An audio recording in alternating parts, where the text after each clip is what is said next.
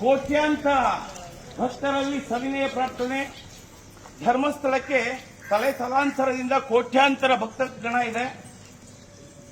ಇಡೀ ವಿಶ್ವದಲ್ಲಿ ಏಕೈಕ ಸಮುದಾಯ ಇವತ್ತಿಗೂ ಜೈನ ಸಮುದಾಯ ಅಹಿಂಸಾ ಪರಮೋ ಧರ್ಮ ಅಂತ ನಡ್ಕೊಳ್ತಾ ಇದೆ. ಒಂದು ಹಿರಿವೆಯನ್ನು ಸಾಯಿಸಲ್ಲ ಅದು ಅಂತ ನಡೆದಾಡುವ ದೇವರಾದಂತಹ ದೇವ ಮಾನವರನ್ನ ಕೆಲವೊಂದು ದುಷ್ಟ ಶಕ್ತಿಗಳು, ಮತಾಂಧ ಶಕ್ತಿಗಳು ಕೊಡುವಂತ ಹಣಕ್ಕಾಗಿ ದೇವ ಮಾನವರನ್ನ ಅವಹೇಳನ ಮಾಡ್ತಾ ಇದ್ದಾರೆ, ಅಪಪ್ರಚಾರ ಮಾಡ್ತಾ ಇದ್ದಾರೆ. ಕ್ಷೇತ್ರದಲ್ಲಿ ಅವರ ಹತ್ರ ಯಾವುದೇ ಒಂದು ಸಾಕ್ಷಿ ಇಲ್ಲ. ಆದ್ರೆ ನಾವು ಸದ್ಭಕ್ತರು ಏನ್ ಮಾಡ್ತಾ ಇದ್ದೀವಿ, ಎಲ್ಲವನ್ನು ನೋಡ್ಕೊಂಡು ಸುಮ್ಮನೆ ಇದೀವಿ. ಯಾಕೆ? ವಿರೋಧಿಗಳಿಗೆ ಮಾತಾಡ್ಲಿಕ್ಕೆ ಬಾಯಿ ಇದೆ, ನಮಗೆ ಬಾಯಿ ಇಲ್ವಾ? SIT ತನಿಖೆ ಆಗ್ತಾ ಇದೆ, ನಾವು ತನಿಖೆಗೆ ಸಹಕಾರ ಕೊಡಬೇಕು ಅಂತ ಇದ್ದೇವೆ. ಆದ್ರೆ ಅವರು ತನಿಖೆಯನ್ನು ಒಂದು ವಿರೋಧ ಪಡಿಸಲಿಕ್ಕೋಸ್ಕರನ, ದಾರಿ ತಪ್ಪಿಸ್ಲಿಕ್ಕೋಸ್ಕರ ಅವರು ಪ್ರತಿನಿತ್ಯ ಮಾತಾಡ್ತಾ ಇದ್ದಾರೆ, ಇಲ್ಲ ಸಲ್ಲದ ಸುಳ್ಳುಗಳನ್ನು ಹೇಳ್ತಾ ಇದ್ದಾರೆ, ಧರ್ಮಸ್ಥಳದ ಮೇಲೆ ಗಂಭೀರ ಆರೋಪವನ್ನು ಮಾಡ್ತಾ ಇದ್ದಾರೆ. ಯಾಕೆ ಸದ್ಭಕ್ತರೆಲ್ಲ ಸುಮ್ಮನೆ ಇರೋದು? ಇವತ್ತು ನಿಮ್ಗೆಲ್ಲರಿಗೂ ಗೊತ್ತಿದೆ, ವರಮಹಾಲಕ್ಷ್ಮಿ ಹಬ್ಬ, ಇಲ್ಲಿಗೆ ಲಕ್ಷಾಂತರ ಜನರು ಬರಬೇಕಾಗಿತ್ತು. ಆದ್ರೆ ನಮ್ಮ ಮೂರ್ಖ ಹಿಂದೂಗಳು ಅಂತ ಹೇಳ್ಬೇಕು, ಯಾರೋ ಒಬ್ಬ ಮತಾಂಧ ಶಕ್ತಿಗಳಿಂದ ಹಣ ಪಡೆದಂತ ಒಂದು ಅಪಪ್ರಚಾರ ಮಾಡ್ದ. ಆ ಅಪಪ್ರಚಾರಕ್ಕೆ ಕಿವಿಗೊಟ್ಟು ಇವತ್ತು ಕ್ಷೇತ್ರ ಬಿಕ್ಕುವಂತ ಇದೆ. ನಾವು ದೇವರ ಮೇಲೆ ನಂಬಿಕೆ ಕಳ್ಕೊಳ್ತಾ ಇದ್ದೀವಿ. ಯಾರೋ ಒಬ್ಬ ಮಾತಿಗೆ, ಮತಾಂಧನ ಮಾತಿಗೆ ದೇವರ ಮೇಲೆ ನಂಬಿಕೆಯನ್ನು ನಾವು ಕಳ್ಕೊಳ್ತಾ ಇದ್ದೀವಿ, ಧರ್ಮದ ಮೇಲೆ ನಂಬಿಕೆ ಕಳ್ಕೊಳ್ತಾ ಇದ್ದೀವಿ. ನೆನಪಿಡಿ, ಓರ್ವ ಬಾಬರ್ ಅಂತೇಳಿ ಭಾರತದ ಮೇಲೆ ಬಂದು ಶ್ರೀರಾಮ ಜನ್ಮಭೂಮಿಯಲ್ಲಿದ್ದಂತಹ ಮಂದಿರವನ್ನು ಕೆಡುವುದ, ಅದನ್ನು ವಾಪಸ್ ಪಡೆಯಲಿಕ್ಕೆ 500 ವರ್ಷ ಸಂಘರ್ಷ ಪಡಿಬೇಕಾಯಿತು. 500 ವರ್ಷ ಸಂಘರ್ಷ ಮಾಡಿದ್ದೀವಿ. ತದನಂತರ ಈಗ ರಾಮ ಜನ್ಮಭೂಮಿಯಲ್ಲಿ ಮತ್ತೆ ಭವ್ಯ ಮಂದಿರ ಕಟ್ಟಿದ್ದೇವೆ. ಇದು ಈ ಒಂದು ಶ್ರೀ ಕ್ಷೇತ್ರ ನೇರವಾಗಿ, ಪ್ರತ್ಯಕ್ಷವಾಗಿ, ಪರೋಕ್ಷವಾಗಿ ಲಕ್ಷಾಂತರ ಜನರಿಗೆ ಉದ್ಯೋಗವನ್ನು ಕೊಟ್ಟಿದೆ, ವಿದ್ಯಾದಾನ ಮಾಡ್ತಾ ಇದೆ, ಅನ್ನದಾನ ಮಾಡ್ತಾ ಇದೆ. ಇಲ್ಲಿ ಯಾವುದೇ ಮತಾಂಧ ಶಕ್ತಿಗಳ ಆಕ್ರಮಣಕ್ಕೆ ಅವಕಾಶ ಕೊಡ್ತಾ ಇಲ್ಲ. ಈ ಒಂದು ಕಾರಣದಿಂದ ಮತಾಂಧ ಶಕ್ತಿಗಳು ಇಲ್ಲಿ ಶಾಲೆ ಮಾಡಬೇಕು ಅಥವಾ ಯಾವುದೋ ಅವರು ಪ್ರಾರ್ಥನಾ ಮಂದಿರ ಮಾಡಕ್ಕೋ ಏನೋ ಒಂದು ಯಾವುದಕ್ಕೂ ನಮ್ಗೆ ಅವಕಾಶ ಕೊಟ್ಟಿಲ್ಲ ಅನ್ನೋ ಕಾರಣಕ್ಕೆ ಯಾರೆಲ್ಲ ನಮ್ಮ ಒಂದು ಹಿಂದೂ ವೇಷಧಾರಿಯಾಗಿದ್ದಾರೋ ಅಂತವ್ರನ್ನ ಆಮಿಷ ಕೊಟ್ಟು, ಹಣ ಕೊಟ್ಟು ಕ್ಷೇತ್ರದ ವಿರುದ್ಧ ಎತ್ತಿ ಕಟ್ತಾ ಇದ್ದಾರೆ. ಬಹುತೇಕ ಮಂಗಳೂರು ಭಾಗದಲ್ಲಿ ಹಿಂದುತ್ವ ಅಂದ್ರೆ ಗಟ್ಟಿಯಾದ ಒಂದು ಭದ್ರಕೋಟೆ. ಆದರೆ ಕಾರ್ಯಕರ್ತರು ಯಾರಿಗೂ ಗೊತ್ತಿಲ್ಲ, ಈ ತಿಮರೋಡಿ ಎನ್ನುವ ಒಬ್ಬ ಸೈತಾನ, ಅವನು ಧರ್ಮದ ವಿರುದ್ಧ, ಏನು ದೇವರ ವಿರುದ್ಧ ಬರ್ತಿರ್ತಕ್ಕಂಥ ಒಬ್ಬ ಸೈತಾನ ತಿಮರೋಡಿ ಎನ್ನುವನು. ಅವನಿಗೆ 100 ಕೋಟಿ ರೂಪಾಯಿ ದುಡ್ಡು ಕೊಟ್ಟಿದ್ದಾರೆ, ಭವ್ಯವಾದ ಬಂಗಲೆ ಕಟ್ತಾ ಇದ್ದಾನೆ. ಎಲ್ಲಿಂದ ಬಂತು? ಚೇತಕ್ ಗಾಡಿಯಲ್ಲಿ ಓಡಾಡ್ತಿದ್ದ ಅವನು. ನಾನೊಬ್ಬ ಹಿಂದೂ ಹೋರಾಟಗಾರ, ಮಧುಗಿರಿ ಮೋದಿ ಅಂತ 15-20 ವರ್ಷದ ಕೆಳಗೆ ಅವನು ಬೈಕಲ್ಲಿ ಓಡಾಡ್ತಿದ್ದವನು ಇವತ್ತು ದೊಡ್ಡ ಮಟ್ಟದ ಒಂದು ಬಿಲ್ಡಿಂಗ್ ಕಟ್ತಾ ಇದೆ, ಐಷಾರಾಮಿ ಕಾರುಗಳು ಇಟ್ಕೊಂಡಿದ್ದಾರೆ. ಅವನಿಗೆ ಎಲ್ಲಿಂದ ಬರ್ತಾ ಇದೆ ದುಡ್ಡು? ಅದೇ ಏನು ವಿಧಾನಸೌಧದಲ್ಲಿ ಬಾಂಬ್ ಹಾಕಿ ಬೆದರಿಕೆ ಹಾಕಿದ್ದಲ್ಲ ಒಬ್ಬ SI ಆಗಿದ್ದಾಗ, ನಿಮ್ಗೆಲ್ಲರೂ ಗೊತ್ತಿದೆ, ಗಿರೀಶ್ ಮುಟ್ಟಣ್ಣ. ಅವನು ಮುಟ್ಟಣ್ಣದ ಮುಟ್ಟಾಳ.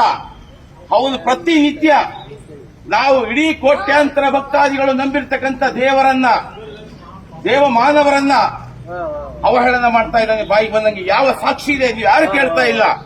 ಸಾಕ್ಷಿಗಳಿದ್ರೆ ತಗೊಂಡು ಕೋರ್ಟ್ ಮುಂದೆ ಕೊಡ್ಲಿ. ವೈಯಕ್ತಿಕ ತೇಜೋವಧೆ ಕಾನೂನಿನಲ್ಲಿ ಅವಕಾಶ ಇಲ್ಲ. ಯಾವ ಕಾನೂನು ಹೇಳದ ವೈಯಕ್ತಿಕ ತೇಜೋವಧೆ ಮಾಡೋ ಅಂತೇಳಿ. ಸಿದ್ದರಾಮಯ್ಯನವ್ರನ್ನ ನಾವು ಯಾರಾದರೂ ಒಂದೇ ಒಂದು ಮಾತು ಬೈದ್ರೆ ಮಾರನೇ ಬೆಳಿಗ್ಗೆ FIR ಆಗಿ ಅರೆಸ್ಟ್ ಮಾಡ್ತಾರೆ. ಅದೇ ಸಿದ್ದರಾಮಯ್ಯನ ಅವಧಿ ಎಷ್ಟು? 5 ವರ್ಷ CM. ನಡೆದಾಡುವ ದೇವರು ಧರ್ಮಸ್ಥಳ ಶ್ರೀ ಕ್ಷೇತ್ರ ಲಕ್ಷಾಂತರ ಜನಕ್ಕೆ ಅನ್ನದಾಸೋಹ, ವಿದ್ಯಾದಾಸೋಹ, ಉದ್ಯೋಗ ಎಲ್ಲವನ್ನೂ ಕೊಡ್ತಾ ಇದೆ. ಒಂದೊಂದು ಸಂಸ್ಥೆ, 100 ಸಂಸ್ಥೆಗಳಿದೆ ಧರ್ಮಸ್ಥಳದವು. ಒಂದೊಂದು ಸಂಸ್ಥೆಗೆ ಈಗ ಉದಾಹರಣೆಗೆ ಹೇಳಬೇಕು ಅಂದ್ರೆ ಗ್ರಾಮೀಣಾಭಿವೃದ್ಧಿ ಯೋಜನೆ ಇದೆ, 40,000 ಜನ ಉದ್ಯೋಗ ಸಿಕ್ಕಿದ್ದಾರೆ. ಈ ಕ್ಷೇತ್ರದಲ್ಲಿ ಸುಮಾರು ಒಂದು 8ರಿಂದ 10,000 ಜನ ಇದ್ದಾರೆ, ಉದ್ಯೋಗ ಕೊಟ್ಟಿದೆ. ನೋಡಿ, ಅವರ ಷಡ್ಯಂತ್ರ ಒಂದೇ. ಈ ಒಂದು ಕ್ಷೇತ್ರವನ್ನ ಏನಾದ್ರೂ ಮಾಡಿ ಒಂದು ಸಣ್ಣ ಆರೋಪವನ್ನು ಕ್ಷೇತ್ರದ ಮೇಲೆ ಹೊರಿಸಿ ಇದನ್ನ ಮುಜರಾಯಿ ಇಲಾಖೆಗೆ ತಗೋಬೇಕು.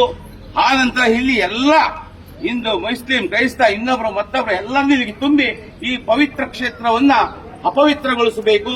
ಇದನ್ನ ಬಿಸಿನೆಸ್ ಕೇಂದ್ರವನ್ನಾಗಿ ಮಾಡ್ಕೋಬೇಕು ಅನ್ನೋದು ಅವರ ಷಡ್ಯಂತ್ರ. ಅವರ ಷಡ್ಯಂತ್ರಕ್ಕೆ ಅನುಗುಣವಾಗಿ ಕೆಲವೊಂದು ಮತಾಂಧ ಶಕ್ತಿಗಳ ಜೊತೆ ಕೈ ಜೋಡಿಸಿರ್ತಕ್ಕಂಥ ನಮ್ಮವರೇ ಅಪಪ್ರಚಾರ ಮಾಡ್ತಾ ಇದ್ದಾರೆ. ದಯವಿಟ್ಟು ಈ ವಿಚಾರವನ್ನ ದೊಡ್ಡ ಮಟ್ಟದಲ್ಲಿ ನೀವು ಹಂಚ್ಕೊಳ್ಳಿ. ನಿಮ್ಮ ಕೈಯಲ್ಲಿ ಲೆಟರ್ ಬರೆಯಿರಿ, ಟ್ವೀಟ್ ಮಾಡಿ, ಫೇಸ್ಬುಕ್, ವಾಟ್ಸ್ಆಪ್ ಅಲ್ಲಿ ಯಾರೆಲ್ಲ ಧರ್ಮಸ್ಥಳದ ವಿರುದ್ಧ ಸಾಕ್ಷ್ಯಾಧಾರ ರಹಿತವಾದಂತಹ ಆರೋಪವನ್ನ ಮಾಡ್ತಾ ಇದ್ದಾರೋ, ನಮ್ಮ ಶ್ರೀಗಳ ವಿರುದ್ಧ ಯಾರೆಲ್ಲ ಅವಹೇಳನ ಮಾಡ್ತಾ ಇದ್ದಾರೋ ಅವರಿಗೆ ಲಕ್ಷಾಂತರ ರೂಪಾಯಿ ಹಣ ಬಂದಿರತಕ್ಕಂಥ ಅನುಮಾನ ಇದೆ, ಕೋಟ್ಯಾಂತರ ನೂರಾರು ಕೋಟಿ ಹಣ ಬಂದಿರುವ ಅನುಮಾನ ಇದೆ. ಹಾಗಾಗಿ ಅವರನ್ನ ತನಿಖೆಗೆ ಒಳಪಡಿಸಬೇಕು ಅಂತೇಳಿ ದಯವಿಟ್ಟು NIAಗೆ ಬರೀತಿರೋ, ಮೋದಿಗೆ ಬರೀತಿರೋ, ರಾಜ್ಯ ಸರ್ಕಾರಕ್ಕೆ ಬರೀಲಿ. ಯಾರೋ ಒಬ್ಬ ಯೂಟ್ಯೂಬರ್ ಬಂದ ಒಂದು ವಿಡಿಯೋ ಹಾಕ್ಬಿಟ್ಟ ಅಂತ ಹೇಳ್ಬಿಟ್ಟು ಎಡಪಂಥೀಯರೆಲ್ಲ ಹೋಗ್ಬಿಟ್ಟು SIT ತನಿಖೆ ಆಗ್ಬೇಕು ಅಂತ SIT ರಚನೆ ಮಾಡಿರಲ್ವಾ? ಈಗ ನಾವು ಕೋಟ್ಯಾಂತರ ಸದ್ಭಕ್ತರು ಕೇಳೋಣ. ಈ ಒಂದು ಅಪಪ್ರಚಾರ ಮಾಡ್ತಿರ್ತಕ್ಕಂಥವ್ರು ಆಮಿಷಕ್ಕೆ ಒಳಗಾಗಿ ಹಣ ಪಡೆದು ಅಪಪ್ರಚಾರ ಮಾಡ್ತಾವ್ರೆ, ಅವರ ವಿರುದ್ಧ ನೀವು ತನಿಖೆ ಮಾಡಿ ಅಂತ ನಾವೆಲ್ಲರೂ ಬರೆಯೋಣ. ದಯವಿಟ್ಟು ಸುಮ್ಮನೆ ಇದ್ರಾಗಲ್ಲ. ಧರ್ಮಸ್ಥಳಕ್ಕೆ ಇವತ್ತು ಬಂದಿದ್ದೀರಾ, ಇವತ್ತು ಪುಣ್ಯ ದಿನ. ಆ ಶ್ರೀ ಮಂಜುನಾಥನ ಕೃಪೆ ಆಶೀರ್ವಾದ ನಿಮ್ಮ ಮೇಲೆ ಇರಲಿ. ಆದರೆ ಇಲ್ಲಿಂದ ಹೋದ ನಂತರ ಒಂದು ಲೆಟರ್ ಅಥವಾ ಒಂದು ಮೇಲು ಅಥವಾ ಒಂದು ಟ್ವೀಟ್ ಮೂಲಕ ಏನು ರಾಜ್ಯ ಸರ್ಕಾರಕ್ಕಾಗಿರ್ಬೋದು, ಕೇಂದ್ರ ಸರ್ಕಾರಕ್ಕಾಗಿರ್ಬೋದು, ಯಾರೆಲ್ಲ ಅಪಪ್ರಚಾರ ಮಾಡ್ತಾ ಇದ್ದಾರೆ, ಅಸಹ್ಯಕರವಾಗಿ ಏನು ನಿಂದನೆ ಮಾಡ್ತಾ ಇದ್ದಾರೆ ಸ್ವಾಮೀಜಿಯವರನ್ನ, ವೀರೇಂದ್ರ ಹೆಗಡೆ ಅವರನ್ನ, ಅವರ ವಿರುದ್ಧ ಕಾನೂನು ಕ್ರಮ ತಗೋಬೇಕು, ತನಿಖೆ ಆಗಬೇಕು, ಅವರ ಆರ್ಥಿಕ ಮೂಲ ಏನು ಅನ್ನೋದನ್ನ ತನಿಖೆ ಆಗಬೇಕು ಅಂತೇಳಿ ದಯವಿಟ್ಟು ಮನವಿ ಮಾಡಿ, ಲೆಟರ್ ಕಳಿಸಿ. ಎಲ್ಲರಿಂದ ಸಾಧ್ಯ ಆಗುತ್ತೆ. ಏನೇನೋ ಮಾಡ್ತೀವಿ, ನಮ್ಮ ಕ್ಷೇತ್ರ ಉಳಿಸ್ಕೊಳಕ್ಕೆ ಇಷ್ಟು ಮಾಡಕ್ಕಾಗಲ್ಲ ನಮ್ಮ ಕೈಲಿ. ಏನ್ರಪ್ಪ, ಯಾರ ಕೈಲಿ ಮಾಡಕ್ಕಾಗಲ್ವಾ? ಒಂದೇ ಒಂದು ಟ್ವೀಟ್ ಮಾಡಿದ್ರೆ ಸಾಕು. ತಿಮರೋಡಿ ಮತ್ತೆ ಕೆಲವೊಂದು ಯೂಟ್ಯೂಬರ್, ಅಲ್ಲಿಂದ ಗಿರೀಶ್ ಮುಟ್ಟಣ್ಣ, ಆಮೇಲೆ KV ಧನಂಜಯ್ ವಕೀಲರು, ಈ ತರ ತುಂಬಾ ಜನ ಇದ್ದಾರೆ. ಎಲ್ಲ ನಡಪಂಥೀಯರೇ. ಅವರಿಗೆ ಧರ್ಮದ ಮೇಲೆ ನಂಬಿಕೆ ಇಲ್ಲ, ಕ್ಷೇತ್ರದ ಮೇಲೆ ನಂಬಿಕೆ ಇಲ್ಲ. ಅವ್ರು ಏನು ಕ್ಷೇತ್ರ ಅಪವಿತ್ರವಾಗಿ ಏನನ್ನ ಹಾಳಾಗೋಗ್ಲಿ, ಅವರಿಗೆ ಹಣ ಬೇಕಷ್ಟೇನೆ. ದಯವಿಟ್ಟು ಕೈ ಮುಗಿದು ಶ್ರೀ ಮಂಜುನಾಥನಲ್ಲಿ ಪ್ರಾರ್ಥನೆ ಮಾಡಿ ಕೇಳ್ತೇನೆ, ನಮ್ಮ ಕ್ಷೇತ್ರವನ್ನ ನಾವಿವತ್ತು ರಕ್ಷಿಸಿಕೊಳ್ತಿದ್ರೆ ನಾಳೆ ಇದು ಮತಾಂಧ ಕ್ಷೇತ್ರವಾಗ್ಬಿಡುತ್ತೆ. ಇಲ್ಲಿರ್ತಕ್ಕಂಥ ಪವಿತ್ರತೆ ಹಾಳಾಗಿ ಕೇವಲ ಒಂದು ಪ್ರವಾಸಿ ತಾಣವಾಗುತ್ತೆ. ಇದಕ್ಕೆ ಅವಕಾಶ ಮಾಡಿಕೊಡ್ಬೇಡಿ. ನಾನು ನಿಮ್ಮ ಹತ್ರ ಇವತ್ತು ಸೋಷಿಯಲ್ ಮೀಡಿಯಾ ಎಲ್ಲರ ಕೈಯಲ್ಲೂ ಇದೆ. ಎಲ್ಲಾ ರೀತಿ ವಾಟ್ಸ್ಆಪ್ ಅಲ್ಲಿ, ಫೇಸ್ಬುಕ್ ಅಲ್ಲಿ ಎಲ್ಲ ಕಡೆ ಹಂಚಿಕೊಳ್ಳುವ ಮೂಲಕ ಮತ್ತೆ ನೀವು ಸಹ ಖುದ್ದಾಗಿ ಬರಿಬೇಕು, ಮಾತಾಡ್ರಿ. ಯೂಟ್ಯೂಬರ್ಸ್ ಇದ್ದಾರೆ, ಅನೇಕ ಜನ ಸೋಷಿಯಲ್ ಮೀಡಿಯಾ ಇನ್ಫ್ಲೂಯೆನ್ಸರ್ ಇದ್ದಾರೆ, ಯಾರ್ಯಾರೋ ಮಾತಾಡ್ತಾರೆ ದೇವಸ್ಥಾನದ ವಿರುದ್ಧ, ಕ್ಷೇತ್ರದ ವಿರುದ್ಧ. ಯಾಕೆ ನಮಗೆ ಮಾತಾಡಿದ ಭಗವಂತ ಬಾಯಿ ಕೊಟ್ಟಿಲ್ವಾ? ಕಾನೂನು ನಮಗಿಲ್ವಾ? ಫ್ರೀಡಮ್ ಆಫ್ ಸ್ಪೀಚ್ ಇರ್ತಕ್ಕಂಥ ಕೇವಲ ವಿರೋಧಿಗಳಿಗೆ ಮಾತ್ರನಾ? ನಮಗೆ ಫ್ರೀಡಮ್ ಆಫ್ ಸ್ಪೀಚ್ ಇಲ್ಲ. ನಮ್ಮ ಬಾಯಲ್ಲಿ ಅಶ್ಲೀಲ ಬರಲ್ಲ. ಕಾರಣ ಯಾಕೆಂದ್ರೆ ನಾವು ಸದ್ಭಕ್ತರು. ಇವತ್ತು ಯಾರು ಕ್ಷೇತ್ರದ ವಿರುದ್ಧ ಅಪಪ್ರಚಾರ ಮಾಡ್ತಾ ಇದ್ರೆ ಅವ್ರ ಬಾಯಲ್ಲಿ ಬರೋದು ಕೇವಲ ಅಶ್ಲೀಲವಾದ ಪದಗಳು. ಏನು ವೀರೇಂದ್ರ ಹೆಗಡೆ ಅವರನ್ನ ಕೆಟ್ಟ ಪದಗಳಲ್ಲಿ ನಿಂದಿಸ್ತಾರೆ, ಅವ್ರ ತಮ್ಮರವರನ್ನ ಕೆಟ್ಟ ಪದದಲ್ಲಿ ನಿಂದಿಸ್ತಾ ಇದ್ದಾರೆ. ಯಾರು ಅವ್ರಿಗೆ ಅಧಿಕಾರ ಕೊಟ್ಟಿದ್ದು? ಯಾವ ಸಂವಿಧಾನ ಕೊಟ್ಟಿದ್ದಾರೆ ಅವ್ರಿಗೆ ಅಧಿಕಾರವನ್ನ?